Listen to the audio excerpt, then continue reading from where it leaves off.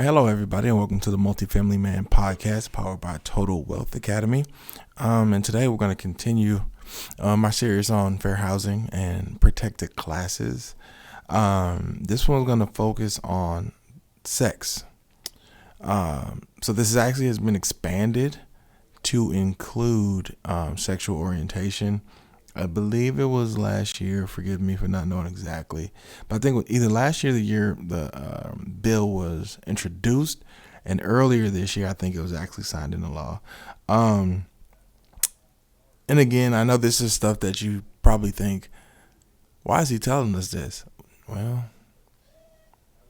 if you're thinking that you have common sense, if you're not thinking that, please listen to all this stuff, because a lot of this stuff is just common sense. And again, it's don't be a racist, don't be a bigot. You'll be all right for the most part. The one thing about sex as a protected class, though, is this is one of those things that it's not like family status or really family status is. It's kind of easy to violate without knowing you're violating it. Country of origin, race, because sometimes you might read a name like, oh my God, where are you from? Bam. That could be an issue. Asking how many kids they have. Remember, so these are some of those things I talked about in previous videos. Those things are easy to accidentally do. Just keeping it real. That's just normal conversation, asking somebody where they're from. However, sex discrimination is, in my opinion, you have to intentionally, there's no accidental thing when it comes to this, because it's pretty cut and dry. The new bill might make it a little bit different, I would say, where I could see some people accidentally doing it, but for the most part, there's no accidentally discriminating somebody based off their sex. And so I know people get sex and gender kind of mixed up and put it as one. But as they define sex, it means that you can't discriminate against anyone because they are a male or because they are female. Now, this is extended to you can't discriminate against anyone because they identify as male or identify as female. Does it make sense? For instance, people are stupid. But here goes a real story that I had to write somebody up about. There was a woman who dressed in men's clothes several times. She, and yes, she still wanted to be referred to as she. Okay, so she had like 2 work orders, not emergency work orders, and it took them over the 72 hours that we allot. So when confronted, the maintenance man said he only does maintenance work for real women, right? And then he went to this whole spiel on she's dressing like a man, why can't she do it? Guys, like, that's not okay, right? One of the few times I ever had to write somebody up. God damn it. I mean, it was just stupid, right? But you have to be careful, and some people might think that and think like that, and you have to remember everybody has to be treated fairly. So it doesn't matter what she dressed like, because as a male came in there and said they needed it done, he just would have went and did it. So that's just a quick example from my experience, unfortunately having to deal with that. So some of the things that you can see is being delayed or denied housing because of your gender, right? Sometimes people come in like, hey, a woman might be single and pregnant, and somebody say, oh, well, it's probably not the best property for you.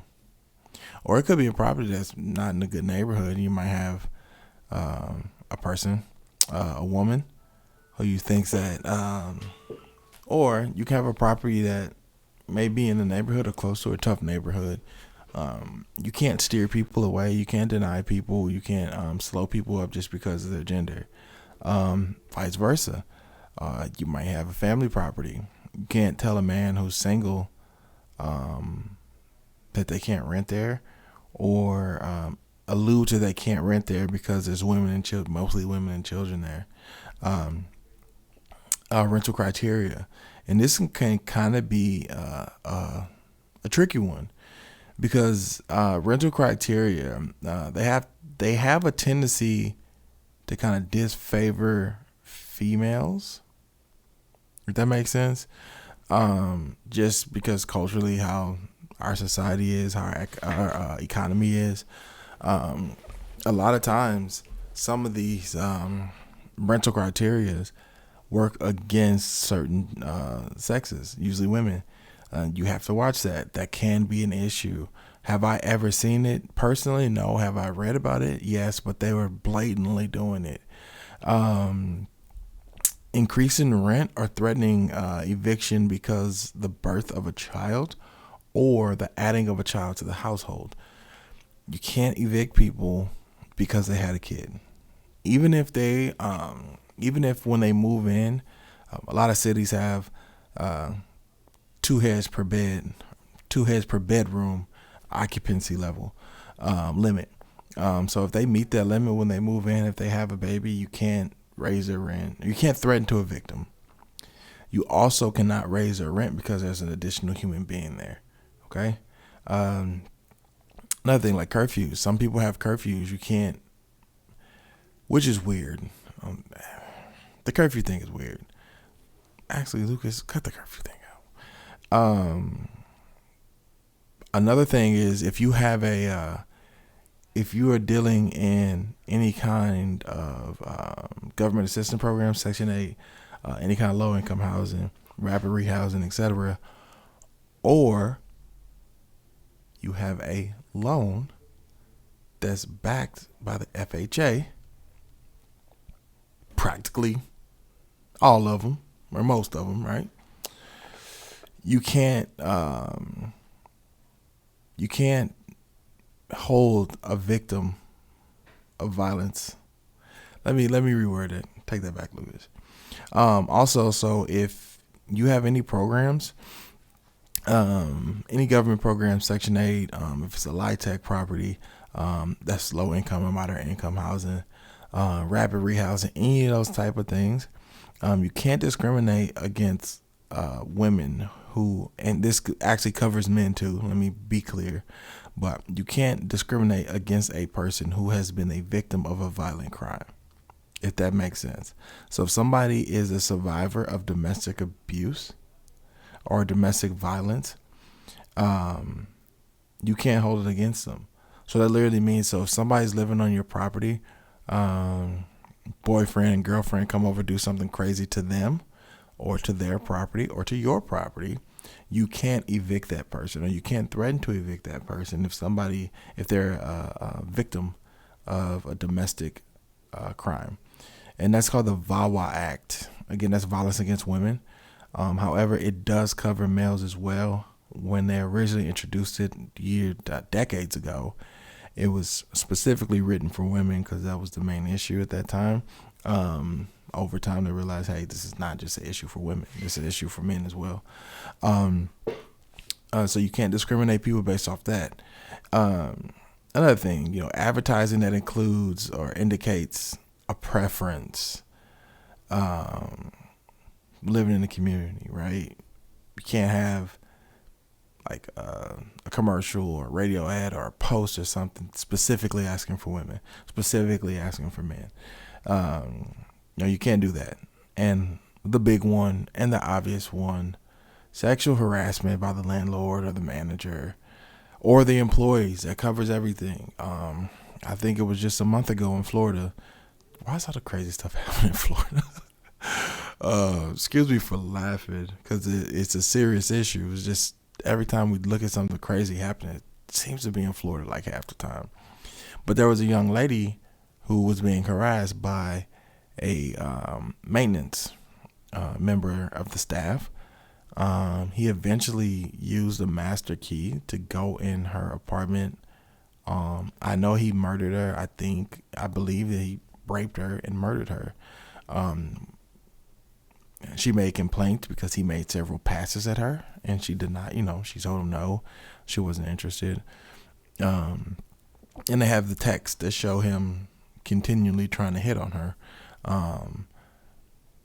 So obviously somebody lost their life. And before they lost their life, I think the second worst thing that could happen to an individual happened besides dying.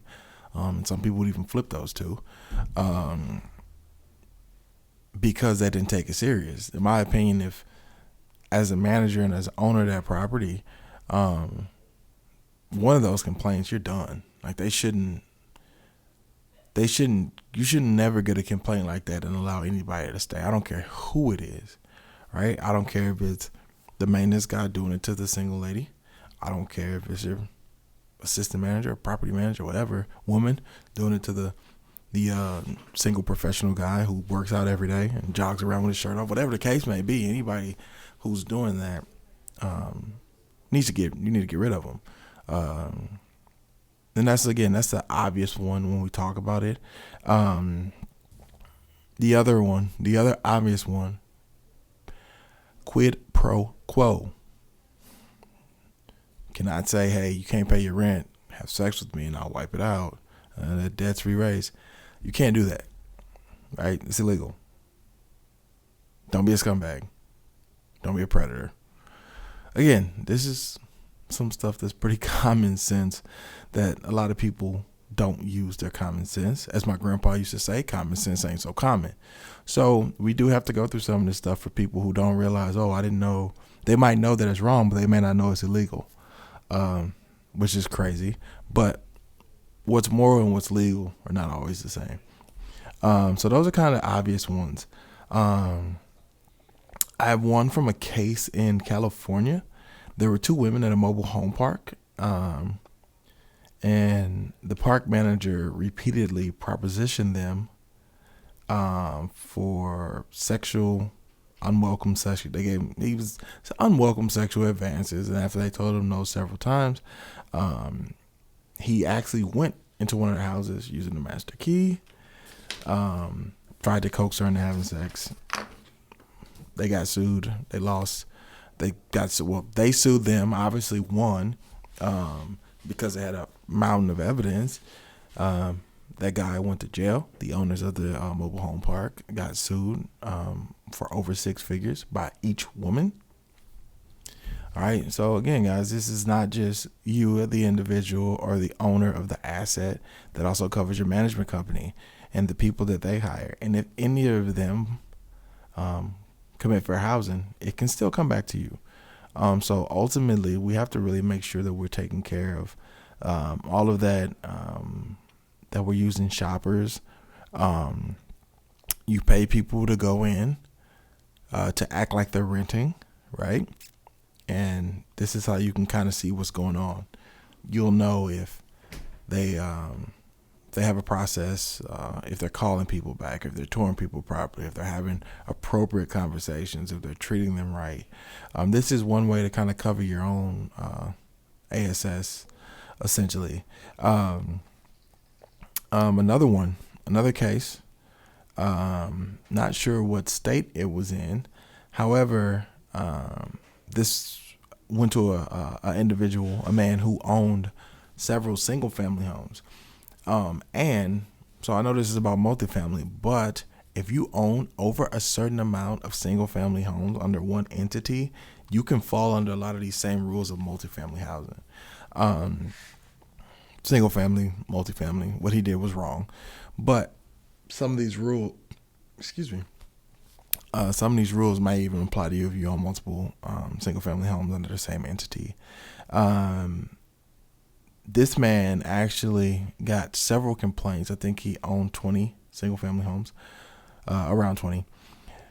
Several complaints from women all over town. None of them knew each other. None of them had contacts each other. All of them had the exact same story about this guy sexually harassing them, trying to persuade them into romantic relationships and telling them like, hey, if you're my girlfriend, this, that, I'll give you something off your rent or you can stay here for free. Another person sued obviously lost a lot of money out of his pocket. The story does not say if he never did get jail time, but he actually settled before the court case came up. So stuff like that, guys. Like, guys and girls, like, we know better. We know what's right. So the other one, in addition to kind of what I had there, again, sexual orientation is a big thing now. This is something that was added to the sex class of protected classes. So you can't rent to somebody because they may be gay.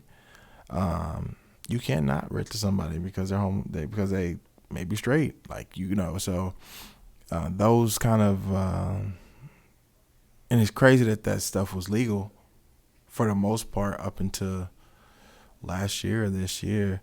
That would also kind of affect household status, right? If there's two men in the household, you can't assume anything, right? You can't assume that. If you assume they're friends, you can get yourself in trouble, right? So we really have to make sure that we're going through the same process for everybody when they fill out that application. What they put on the application is what they put on the application, right? So if you have two people of the same gender, same sex come in, fill out the application, says they're married, it is what it is. Can't question that. Don't make jokes about it. Don't make light of it. So we have to treat them like we treat anyone, which is the whole point of fair housing, is to make sure that everybody is treated fairly and everybody has access to quality housing. Not even quality. Everybody has fair access to housing. All housing is not quality. So in this one, again, it's pretty straightforward. I don't really see, like I said, the other ones that the other classes, I can actually see how somebody can accidentally violate it. I think it would be very hard to accidentally violate sex as a protected class. And I would say always remember to, if you're corrected by an individual, right? If you think that they're one sex or one gender, and they say that, okay, it's sir or it's ma'am, you have to respect that and go with what they would like to be identified as or what they would like to be called. They have that right. And if you go against that, understand that you could be violating fair housing, and they can come out your butt. Even if you're a bigot, I wouldn't even say bigot. Let me round that back. Actually, Lucas, delete that part.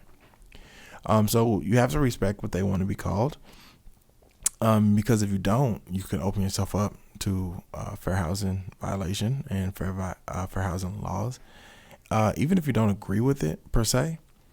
And I'm not saying you have to like it. I'm not saying you have to agree with it. But at the end of the day, you have to treat them the same as you would treat anyone else. It may not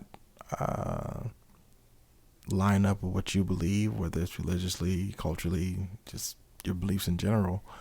However, if they meet the qualifications at at least meet the minimum qualifications that you've set for the property, or that the property management company has set for the property, then they're allowed to be there. They're allowed to rent. As long as those things are met, they're good.